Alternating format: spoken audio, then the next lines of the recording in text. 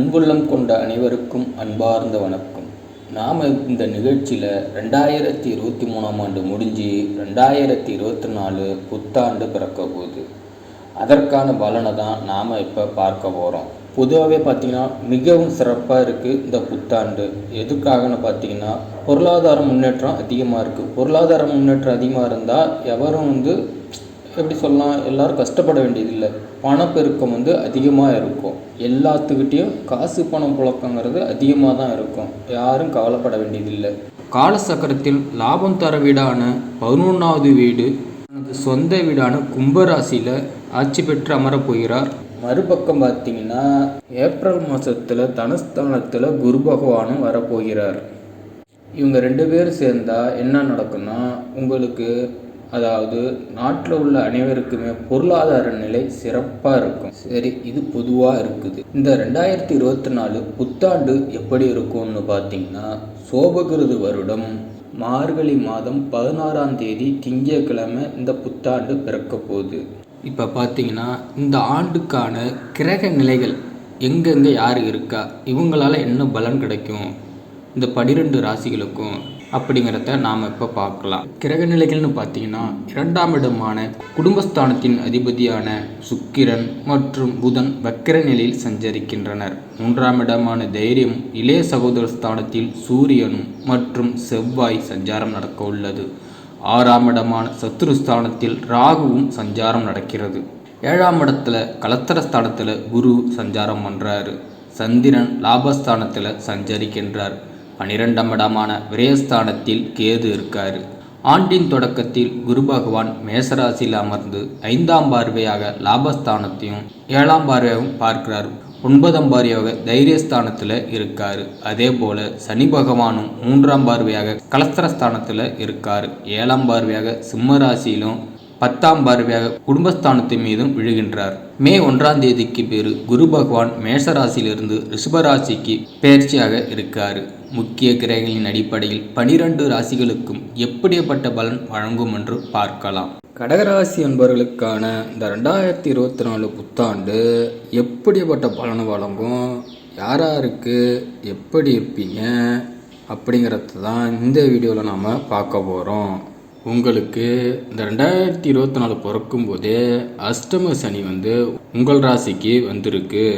அகப்பட்டவனுக்கு அஷ்டமத்தில் சனி பகவான் இருக்காரு. பொதுவாகவே சனி பகவான் 8வது இடத்துல இருக்காருன்னா ரொம்ப கஷ்டமான காலம்தான் சொல்லணும். உண்மை அதுதான்.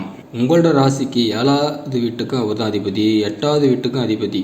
ஆனால் சில பேர் சொல்லுவாங்க 8ல் இருக்கிறவன் 8க்கு என்ன பண்ணிடுவான்னு. ஆனால் பாதிப்பு கண்டிப்பாக இருக்கும்.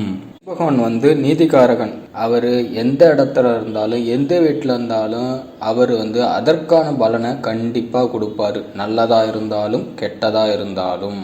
அவர் 8வது வீட்டுக்கு அதிபதியாக இருந்தாலும் பெருசாக எதுவும் அதே வீட்டில் இருக்கிறதால நல்லது செஞ்சிட மாட்டார்.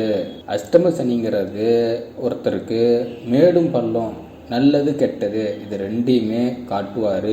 இதே காலகட்டத்தில் உங்களோட ராசிக்கு குரு பகவான் 10வது வீட்டில் மேசராசியில், 8ல் சனி பகவான், 10ல் குரு பகவான் இருக்கார்.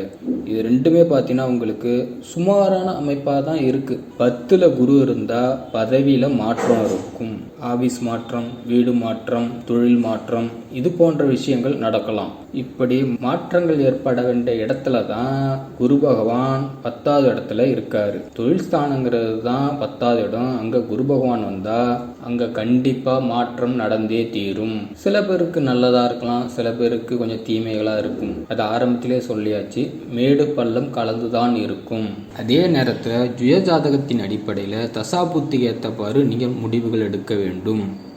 10வது இடத்திற்கு பொதுவான பலன் என்று பார்த்தீங்கன்றால் முதலீடுங்கிறது கண்டிப்பாக போடவே கூடாது. 10 ரூபாய்க்கு தொழில் செஞ்சிங்கன்னா அதை வச்சு நீங்கள் பொழப்பம் நடத்தணும். அதுக்கு மேலே முதலீடு பண்ணுறேன் கோட்டையை பெருசாக கட்டுறேன் அப்படின்னீங்கன்னா இருக்கிறதும் புட்டுட்டு போயிடும். அந்த அளவுக்கு 10வது இடம் இருக்குது. இந்த கூட்டு தொழில் இல்லை பணம் அதிகமாக இருக்குங்கிறது, தொழிலை விரிவு பண்ணுறது, இதெல்லாம் செய்யவே செய்யாதீங்க. 10ல் குரு பகவான் இருக்கிறது பதவி மாற்றம், தொழில் மாற்றம். இதில் வேற அஷ்டம சனி, 8ல் சனி இருக்காரு. அப்போ கண்டிப்பாக நீங்கள் தொழிலில் முதலீடு கண்டிப்பாக போடக்கூடாது. இது 100க்கு 99% நான் சொல்கிறேன். ஏன்னு சொல்கிறேன்னா, ஏப்ரல் மாதத்துக்கு அப்புறம் குரு பெயர்ச்சி நடக்குது. குரு பகவான் ரிஷப ராசிக்கு பெயர்ச்சியாகி வராரு. குரு பகவான் உங்களோட ராசிக்கு லாபஸ்தானத்துக்கு பெயர்ச்சியாகி வராரு. அஷ்டமத்தில் சனி இருந்தாலும் காசு பணத்துக்கு பஞ்சம் இருக்காது. பூர்வீக சொத்து விற்கணுமா வித்துடலாம். வண்டி வாகனம், விவசாய நிலங்கள் அங்கே வச்சிருந்துருப்பீங்க, மரம், தேக்க மரம், செம்மரம், இது மாதிரி விவசாய நிலத்தில் உள்ள மரங்கள், இது மாதிரி தேவையில்லாததை நீங்கள் விற்று பணமாக்கி விடுவீங்க. எப்படி பார்த்துக்கிட்டாலும் இந்த ஏப்ரல் மாதம் 21ஆம் அப்புறம் காசு பணத்துக்கு தடை இல்லாமல் இருக்கும். அதே நேரத்தில் காசு பணம் வந்த பிற்பாடு சரி, காசு கையில் இருக்குன்னு முதலீடு செய்ய வேண்டாம். எப்படி பார்த்தாலும் நீங்கள் அதிக முதலீடு செய்யக்கூடாது, தொழிலை விரிவுபடுத்தக்கூடாது. இருக்கிறத வச்சு தான் பொழப்ப நடத்தணும். அதே மாதிரி பார்த்தீங்கன்னா, பெண்களால் ஆண்களுக்கு கெட்ட பேரும், பெண்களால் ஆண்களுக்கும் கெட்ட பேரும் கண்டிப்பாக வரும். இதை ஏன் சொல்கிறேன்னா, முன்கூட்டியே சொல்லிட்டா அதற்கேற்றவாறு நீங்கள் நடந்துப்பீங்க. சும்மா ஆஃபீஸில் இருக்கோம், பக்கத்தில் இருக்காங்க, எப்போதும் பேசுகிற மாதிரி பேசுனீங்கனாலும் பிரச்சனை வந்துடும். நீங்கள் நல்லதே பேசினாலும் அவங்க கெட்டதாக புரிஞ்சுப்பாங்க. அதனால தான் சொல்கிறேன், கண்டிப்பாக இந்த பெயரை சனி பகவான் அஷ்டம சனியில் கொடுப்பாரு. அவப்பெயர் அப்படிங்கிறத கண்டிப்பாக கொடுப்பாரு. ஏப்ரல் 21ஆம் குரு பகவான் ரிஷபராசிக்கு வந்த பிறகு தொழில் செஞ்சுட்டு இருந்தீங்கல்ல, அது கொஞ்சம் வேக பிடிக்கும். பரவாயில்லடா, இன்னைக்கு இப்போ பரவாயில்ல அப்படிங்கிற சூழ்நிலை வந்துடும். மற்றவங்கள்ட்ட கடன் வாங்குகிற சூழ்நிலை உங்களுக்கு இருக்காது. இந்த காலகட்டத்தில் நேர்மையாக நீங்கள் இருக்கணும். நேர்மையாக இருந்தீங்கன்னா சனி பகவான் கஷ்டத்தை கொடுப்பாரு, ஆனால் அதற்கேற்ற பலனும் உங்களுக்கு இருக்கும். உங்களை கைவிட மாட்டார். என்னதான் அஷ்டம சனியில் உங்களை ஆட்டி வச்சாலும் இந்த குருபெயர்ச்சிக்கு அப்புறம் உங்களுக்கு பணவரத்து இருக்கும். அதே மாதிரி பார்த்தீங்கன்னா, உங்களோட வீட்லேயே 9வது வீட்டுக்கு ராகுவும் இருக்காரு. ராகு 9ல் இருக்கும்போது 9வது இடம்ங்கிறது தகப்பனாரை குறிக்கும் இடமாக இருக்கிறது. அப்ப உங்களுடைய அப்பாவுடைய உடல் நலத்துல நீங்க கவனம் வைக்க வேண்டும். அவங்களுடைய உடல் நலம் பாதிப்பு அடைய வாய்ப்பு அதிகமாக இருக்குது. அந்த விஷயத்தில் நீங்கள் கவனமாக இருந்து அவங்கள பார்த்துக்குங்க. சின்ன பிரச்சனையாக இருந்தால் உடனே ஹாஸ்பிட்டல் கூட்டு போய் காமிச்சு அதற்கான ட்ரீட்மெண்ட்டை எடுங்க. உங்களோட ராசிக்கு 3வது வீடாக இருக்கக்கூடிய கன்னி ராசியில் கேதுவும் இருக்காரு.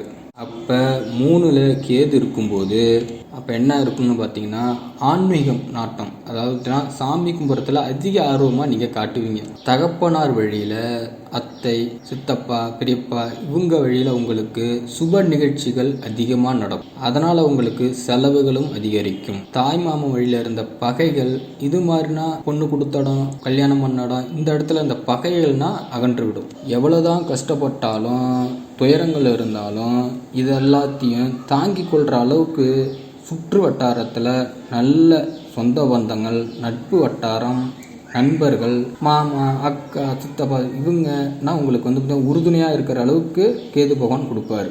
நீங்கள் கீழே விழுந்துட்டிங்கன்னா கூட, ஐயோ நம்ம அண்ணன், நம்ம தம்பி, நம்ம அண்ணன் பையன் இப்படிங்கிற அளவில் உங்கள் மேலே ஒரு நம்பிக்கையை வச்சு நம்ம பிள்ளை தான் அப்படிங்கிற அளவுக்கு சப்போர்ட் பண்ணுவாங்க. நமக்கு 4 பேர் இருக்காங்கப்பா அப்படிங்கிற ஒரு தன்னம்பிக்கையை கண்டிப்பாக இருக்கும். கண்டிப்பாக கொடுத்துருவாரு. இதில் இன்னொரு பிரச்சனை என்ன வரும்னா, ஒரு ஆஃபீஸ்லேயோ வெளியிடத்துலையோ நீங்கள் வேலைக்கு போகும்போது அவன் வேலையை வாங்கி நீங்கள் செய்யக்கூடாது. உங்கள் வேலையை மற்றவங்கள்ட்ட கொடுக்கக்கூடாது. வெளியில் போகிற ஓனான வீட்டில் பிடிச்சி விட்ட கதையாக ஆகி போவோம். அப்புறம் உங்களுக்கு அதனால் பார்த்தீங்கன்னா அவப்பெயர்கள் வரும். அவங்க பண்ணுற தப்புக்கு நீங்கள் பதில் சொல்ல வேண்டியதாக இருக்கும். உங்கள் வேலையை அவங்க செஞ்சாங்கன்னா நீங்கள் பண்ணுற தப்புக்கு அவங்க பதில் சொல்கிற மாதிரி இருக்கும். இது மாதிரியான மனக்குழப்பங்கள் ரீதியான பிரச்சனைகளும் வரும். அவமானப்பட வேண்டிய சூழ்நிலையும் வரும் அந்த இடத்துல. இவ்வளோ சூழ்நிலையிலும் உங்களுக்கு வேலையை விட்டுட்டு நீங்கள் வீட்டுக்கு போகிற வேண்டிய சூழ்நிலையை, உங்களுக்கு மனக்குழப்பத்தையும் மன ரீதியான பிரச்சனைகளும் உங்களுக்கு கொடுப்பாங்க. நம்மளா ஓடிடலாமா அப்படி விட நீங்கள் யோசிக்கலாம். அந்த அளவுக்கு வேலையில் டார்ச்சல் இருக்கும். அதெல்லாம் நீங்கள் மனசில் வச்சுக்கிட்டு எந்த வேலை வந்தாலும் இந்த வேலையை விட்டுட்டு போனீங்கன்னா விட வேறு வேலை கிடைக்கிறதுக்கு ரொம்ப கஷ்டமாக இருக்கும். இந்த அஷ்டம சனியில் வேலை கிடைக்காது. இந்த உறவுகள் ரீதியாக வரும் பிரச்சனை என்னன்னு பார்த்தீங்கன்னு வச்சிங்களேன், சித்தப்பா பையன், பெரியப்பா பையன், அண்ணன் பையன் தங்கச்சி இப்போ இல்லைங்க, இது மாதிரி இருந்தாங்கன்னா அவங்களுக்கு கல்யாண வயதில் உள்ளவங்களுக்கு திருமணம் நடக்கும்போது நீங்கள் பொண்ணு பாரும்பாங்க, மாப்பிள்ளை பாரும்பாங்க, அந்த மாதிரி விஷயங்களில் நீங்கள் தலையிடாமல் இருக்கணும். இல்லைன்னா மொத்த பிரச்சனையும் தூக்கி உங்கள் தலையிலேயே தூக்கி வச்சுருவாங்க. அந்த விஷயத்தில் கவனமாக இருந்துக்குங்க. அதே மாதிரி பார்த்தீங்கன்னா, இந்த கடன் கொடுக்கல் வாங்கல நீங்கள் எதிர்ச்சாயிண்டு போட்டு பணம் கொடுக்கல் வாங்கல் இருக்கக்கூடாது. அப்புறம் இன்னொரு இடத்துல ஏதோ தெருவாரமாக போகிறோம், டீ கடைக்கு போகிறோம், அங்கன்னா பார்த்தீங்கன்னா 4 பேர் பேசிகிட்டு இருப்பாங்க. அவங்க ஏதோ பேசிகிட்டு இருக்காங்கன்னு வந்துடணும். நம்ம ஏதாச்சும் போய் நிற்கணும்னா அவங்க அரசியலை பற்றி பேசுவாங்க, இல்லை மற்றவங்கள பற்றி பேசுவாங்க. இதை நீ போய் சொல்லிட்டேன்னு அப்படின்னு சொல்லிட்டு உங்கள் பேர்லேயே இங்கே தான் அவப்பேர்கள் ஏற்பட வேண்டிய வாய்ப்பு வரும். அதனால் நீங்கள் தவிர்த்துடணும். இப்போ பார்த்தீங்கன்னா ஏப்ரல் மாதம் வரைக்கும் உங்களுக்கு கஷ்டங்கள் அதிகமாக இருக்கும். ஏப்ரல் மாதம் முடிஞ்ச பிற்பாடு பணவரத்து அதிகமாக இருக்கும். பணவரத்து அதிகமாக இருக்கோ இல்லையோ, சும்மா வராச்சும் இருக்கும். அடுத்தவன்கிட்ட கை நீட்டி கடன் வாங்காத அளவுக்காச்சும் உங்கள் குழப்ப நடத்த முடியும். இந்த 2024 புத்தாண்டை பொறுத்த வரைக்கும் உங்களுக்கு மேடு பள்ளமாக தான் இருக்கும். அதிகபட்சம் கொஞ்சம் கஷ்டங்கள் அதிகமாக தான் இருக்கும். நன்மைகள் கொஞ்சம் குறைவாகத்தான் இருக்கும். இதனால் நீங்கள் அனுசரித்து தான் ஓட்டிக்க வேண்டும். முடிஞ்ச அளவுக்கு உங்கள் கையில் தான் இருக்குது. ஏன் சொல்கிறேன்னா, அஷ்டம சனிங்கிறது சனி பகவான் நீங்கள் நல்லபடியாக இருந்தீங்கன்னா உங்களுக்கு நல்ல பலன்களை வழங்குவார். அதை பற்றி நீங்கள் கவலைப்பட வேண்டியதே இல்லை. அடுத்தவர்களுக்கு நன்மையாகவே நினைங்க, அதுவே உங்களுக்கு நல்லதே நடக்கும். இதுக்கு நீங்கள் என்ன பண்ணணும்னா, உங்களுடைய குலதெய்வ கோயிலுக்கு சென்று அர்ச்சனை செஞ்சுட்டு சாமி கும்பிட்டுட்டு வாங்க. இல்லைன்னா அங்கே விசேஷ நாளில் 4 பேர்த்துக்கு உங்களால் முடிஞ்ச அன்னதானம் செய்யுங்க. இல்லை என்கிட்ட காசு இருக்குது அப்படின்னா ஒரு 50 பேர்த்துக்கு சாப்பாடு ஆக்கி போடுங்க. அதுவே சிறந்த தானமாக இருக்கும். அதுவே உங்களுக்கு நல்ல பரிகாரமாகவும் இருக்கும்.